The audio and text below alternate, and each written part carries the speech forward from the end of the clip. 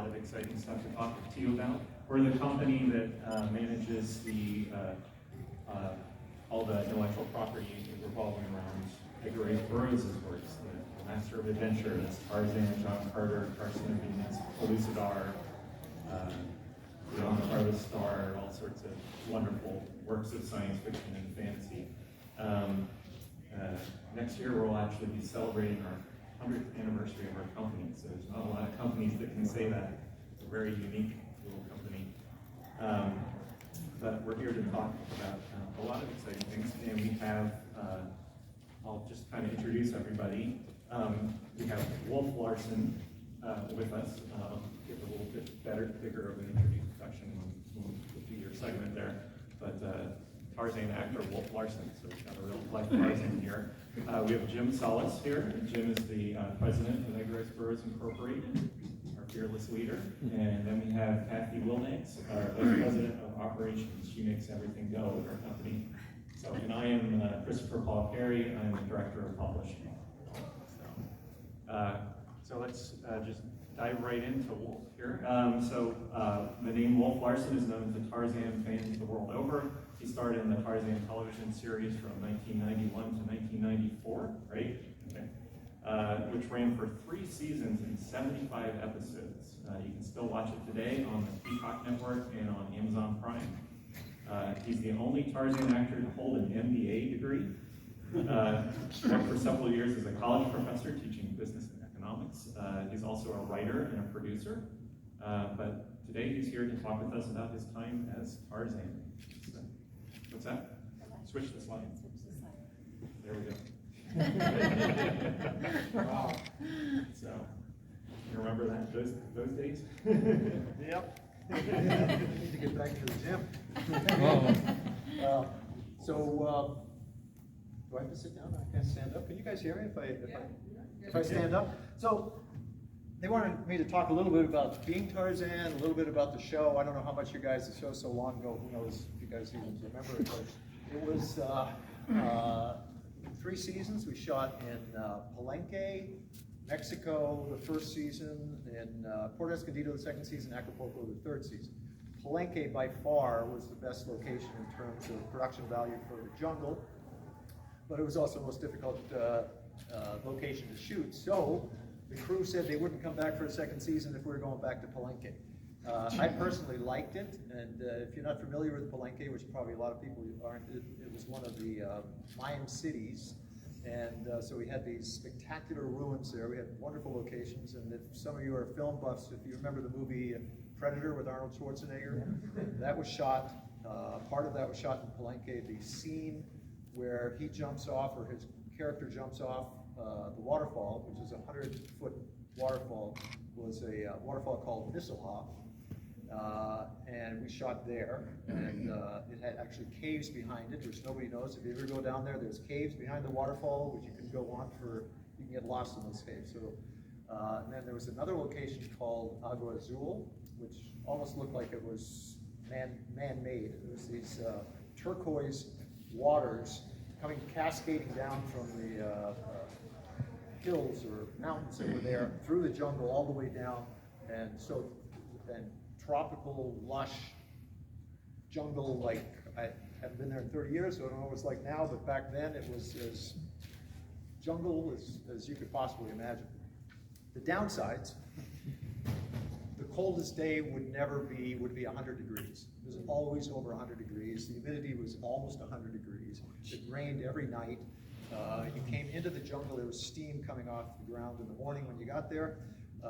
We were dealing with insects, snakes, scorpions, tarantulas. The worst were the fire ants. And if you don't know what fire ants are, they are your worst enemy. They don't give you 1 second to knock. You can't brush them off fast enough before they bite you. All that being said, I thought it was terrific. I loved it. But the crew said, we ain't coming back. So the second season was Port Escondido, which was this wonderful little surf town. The jungle, not that great. So the third season, they decided to go to Acapulco, which was the best location for like normal life. but the location was outside of Acapulco, so it was an hour drive every day to and from, obviously, and then it was in a lagoon. Again, jungle, not so great, but a wonderful location. Acapulco is great. So that being said, so people always want to know, what's it like playing the role of Tarzan? And it's followed me around for 30 years. You can't escape it. Everywhere you go, somebody's going to bring it up. And it's interesting to see how people react when they find out that you were, played, are, whatever you want to call it, Tarzan. You have to, how should I put this? You get different reactions from different people. There's some people don't care, obviously, but there are some people that they expect you to be good at everything that you do. So if you're playing sports, you better be playing a sport that you're good at, because if you're not and they beat you, then they go around telling everybody that they beat Tarzan, and and I hate that. So even if it was bowling, I had to make sure that I was bowling my best game, and I'm not a bowler. So one time I remember I had to do a celebrity bowling thing for some charity, and I was going there, I don't bowl, I'm going to embarrass myself. So I went out for 2-3 days before to practice bowling. I went with a friend that was a very good bowler, and I actually did pretty well, so that was good. So they couldn't say that Tarzan didn't know how to bowl. That would be the last thing I learned. And I can't tell you how many people over the last 30 years want to arm wrestle me for some reason. It just comes out of nowhere. At a party, they go, hey, so you're Tarzan? Let's arm wrestle. I go, yeah. I'm pretty good at arm wrestling, though, just so you know. And it's interesting, we used to do a lot of promotions for the TV show, and this is going back quite a few years, and I remember we went on some big promotional tour in Europe, and just give you a couple of little anecdotes here. So we go to the Berlin Zoo. They always want to take Tarzan to the zoo to take some pictures. So I'm at the Berlin Zoo, and obviously come with a bunch of people. We have the publicists there, the photographers there, and all come in with kind of a small little entourage. And you meet the curator. Curator of the zoo, is that the same thing? I guess whoever the head guy is. Very nice gentleman, and we're given the red carpet treatment. But it was kind of interesting because he was almost like nervous. I mean, I'm the nicest guy in the world. You have nothing to be nervous about when you're around me. And we were just coming in there taking some pictures. We were expecting to be put in front of some of the exhibits and with the backdrop of the animals, whatever they may be, the elephants, the giraffes, whatever kind of pictures that the publicists wanted. But instead of that, they took me downstairs, and there's an entire network of tunnels, and I don't know how many people are familiar with how zoos work, but everything is below ground. I mean, the exhibit's obviously above, but everything is below ground. I mean, they all I guess to treat the animals when they're sick, or to move animals from one exhibit to another. So the first thing they took me to was the underground, where they just had a baby gorilla. It was a few weeks old, and that was great. So they had me take pictures with the baby gorilla, and the curator is standing there, and he's nervous. He's nervous. I don't know what's going on. I'm thinking maybe he's nervous because he thinks one of the animals is going to hurt us or something. Anyway, so now he leads me, and he goes like this, and he's German, so he doesn't speak a lot of English, but he goes, and I'm taken now down this long hallway and through this maze, and all of a sudden he points up to the up a ladder, and up this metal ladder, and I'm the only one going up there, and I'm going, okay, I'll, whatever. And I go up the ladder, open the door, and now I'm in the middle of the elephant exhibit with the people who are going to the zoo are outside looking at me standing in the middle of the elephant exhibit, and I'm up there going, what am I supposed to be doing up here with the elephants? I say, I come back down, and he says, so what do you think? I go, well, I think they're great. You've got a great set of elephants there. I don't know what else to say. I mean, and when I left, it was almost like I was the general inspecting the troops. And this was the kind of the reaction that we used to get. People can't seem to differentiate between the character that you're playing and you in real life. We went from Berlin to Stockholm, and this is also kind of it's another animal situation. They wanted me to have some pictures again with the animals, and it's a common thing. So they take me to one of the exhibits, And this was an exhibit with Madagascar lemurs. And probably most of you don't know what Madagascar lemurs are. About this big, and kind of cute, but they're not small little monkeys. They're pretty substantial monkeys. And so at first they said, we'll stick you in front of the glass. I said, how about if I go into the exhibit? And again, the person that was in charge, this little old lady who spoke almost no English, was there. And she started like going, no. And they say, was it dangerous? No, it won't be dangerous, but none of the monkeys, I don't think she called it monkeys, will come next to you. They'll be afraid and they'll go off into the different corners of their habitat. And they said, well, let's give it a try. So in I go. They give me some fruit, because they, obviously the monkeys eat this particular type of fruit, to try and coax them, hoping that a couple of the monkeys come over. Within 3 minutes, they have me. Monkeys are sitting here. I got a monkey on my back. Monkeys are sitting on my shoulder. They're tugging on my pant legs. They're opening my hand to get the fruit. And so they get all the shots that they want. The photographers are loving it, because I've got like 12 monkeys all around me like this. So they finish. I run out of the fruit and I walk out the exhibit, and the little lady is standing there. She's about this tall, little sweetie. She's about this tall. She's standing this far away from me, and she's looking at me like this. And she says, I raised those monkeys since I was since they were this big, tiny little monkeys. No one has ever been able to get close to them. She goes, who are you?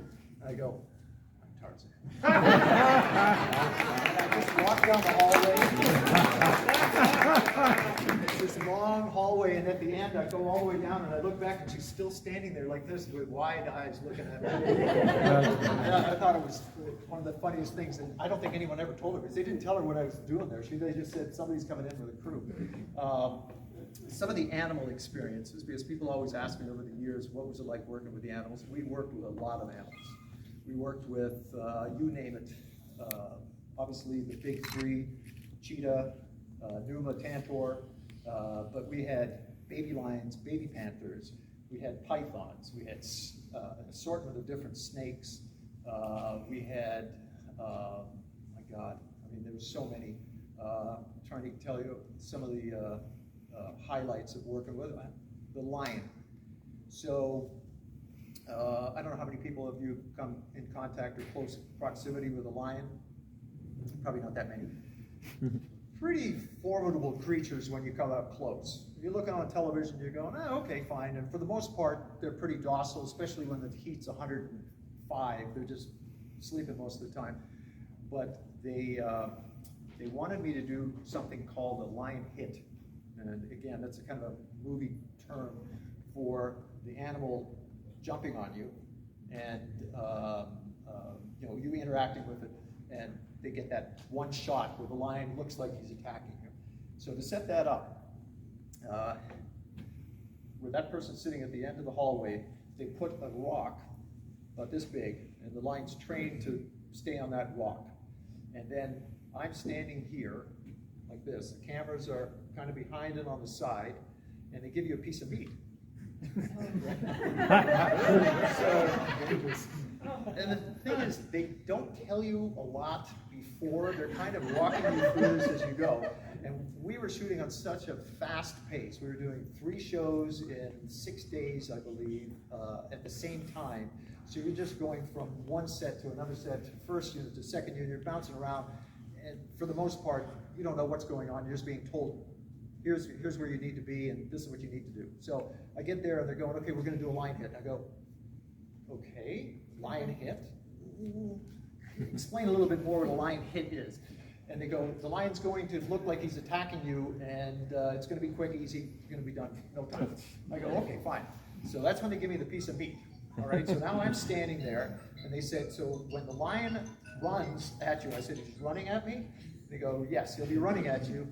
When just before he gets there, take your hands up, but don't show the meat in your hand. Keep that away from camera, because he'll go for the meat, like this. I go, okay. And so the play here is that I'm standing here, they give the go signal to the lion, who's that far away, and he starts running at me.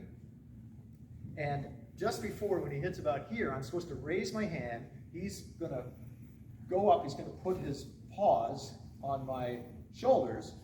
He's going to grab the meat out of my hand, and I'm supposed to fall back and then roll out of the way. There's no rehearsal for this, you just do it one time. So I go, okay, fine, let's give it a shot. This is gonna end either great or really, really bad. So they said, and then just before they go, okay, roll, or before they start the cameras rolling, the guy comes up and says, oh, by the way, don't hold on to the meat like this because you'll take your entire hand with it. And I go, good to know. Thank you for pointing it out before we did the thing. So I see this animal, he weighs, I think the line we had was a little over 600 pounds. When he stands up on his hind legs, his head is about here, and his head is this big, and his mouth could take your entire head in it. And his teeth are about like that. So this 600-pound animal starts trotting like this, and he gets there. And now figure out one crucial other point to the guy with the meat. He says, also when you hit the ground, make sure you don't get between his hind legs and his front paws, because he'll instinctively use his back paws and he may rip your guts out. He didn't use those words, but that's kind of what he implied. So I'm going, all right, let's give this a shot. So I see this lion, he's like trotting like this. All of a sudden, gets right to about there. I lift my hands up. Sure enough, his paws land on each shoulder. I can't support the weight, 600 pounds. So I fall back. His mouth looks like it's going for my head. At the last second, takes the meat out of my hand. I fall back, and then I roll out of the way, and that was the end. And then he was chewing on the meat, thank God. You don't realize how scary that is until you actually do it. So if you guys are ever in a situation with a lion, just keep all those little points, those little factors in mind. How much time we got, Chris? Oh, we're at 12:46, so we can keep going. Keep going? All right. Let me try to think of another animal story that we got. We got cheetah, obviously. Cheetah was like my little buddy, and they're not pets. You can't treat them like a pet. You have to treat them like a little human, and they want to play. They're playful, but they have to respect you. If they don't respect you, then they kind of want to beat you up and move on to the next person. And they would live in or they kind of live or exist in a hierarchical type society, and so you want to make sure that you're the dominant person in their life, and if you're not, you're going to have problems.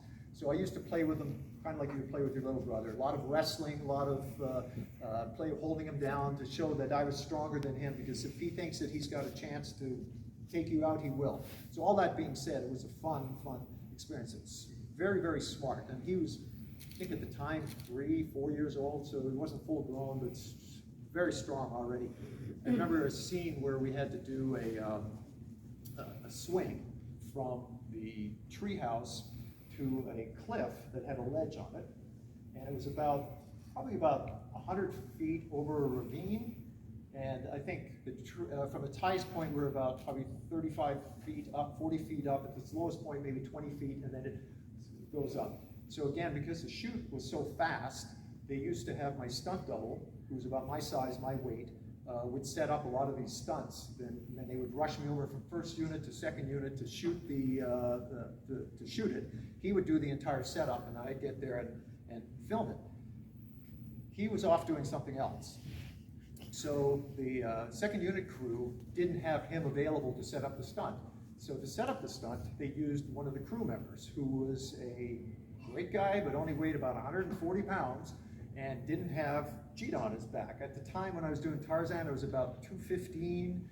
The monkey was probably 50 pounds, so 265. Just keep that in mind for later in the story. So I get there, again, there's no rehearsal. It's basically get on the tree, put cheetah on your back, and swing from there and land on that ledge over there. I go, okay, sounds easy enough. We've done it a million times. Not this particular thing, but we've swung, I can't tell you how many swings I've done. So I get there. We want just cameras rolling. It's not, let's do one and then try it again. It's, let's just get it done. So cheetah's there, swing cheetah on my back. For the most part, he's been through this drill a million times. He's bored, just wraps his arms around my neck, and off we go. We get ready, action. We start going, and right away, I'm going, this doesn't seem right, because when you swing, there's a lag in the vine that was swinging. It wasn't a real vine, it was a rope with rubber around it, but anyway, it stretches from the weight because it's also a cable and pulls down. So the guy that they set it up with weighed again 140 pounds with cheetah on my back. I'm 265, so it's a 100-pound plus difference. And as soon as we go, about a third of the way there, it doesn't look like we're going to make the ledge. We're going to be below the ledge. So just to show you how smart cheetah is, he's seeing exactly the same thing I'm seeing. And it's going halfway there. I'm going to slam into the side of this rock cliff with like 10 feet below where I was supposed to land. And there's rocks down below. So it's kind of green, ravine, lush. Then there's a little patch of jungle ground that's kind of clearing, and then we're over rocks. So swinging, swinging, swinging. All of a sudden, cheetah is going, his little head's going from this side of my shoulder to this side. He's doing this. He's going back and forth, so he's now engaged in this entire swing. He's starting to pay attention.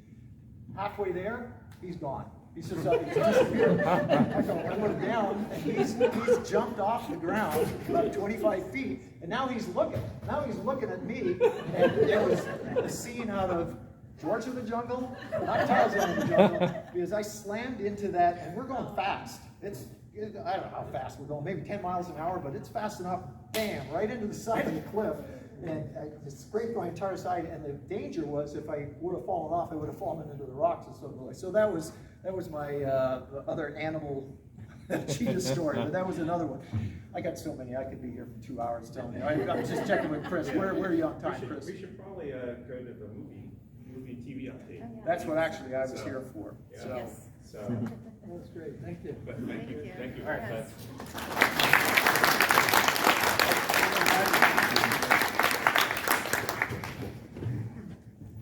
Let me jump in right now.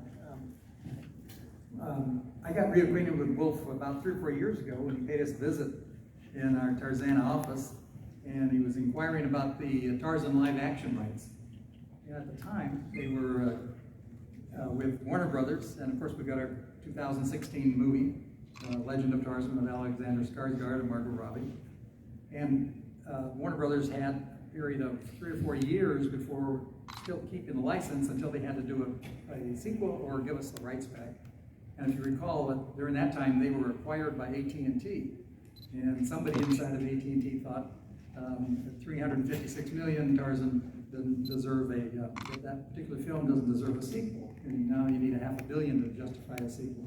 So they ultimately gave us the rights back, and somehow we got back together and found out that the rights were with us fully. And at that time, we had 2 studios who were very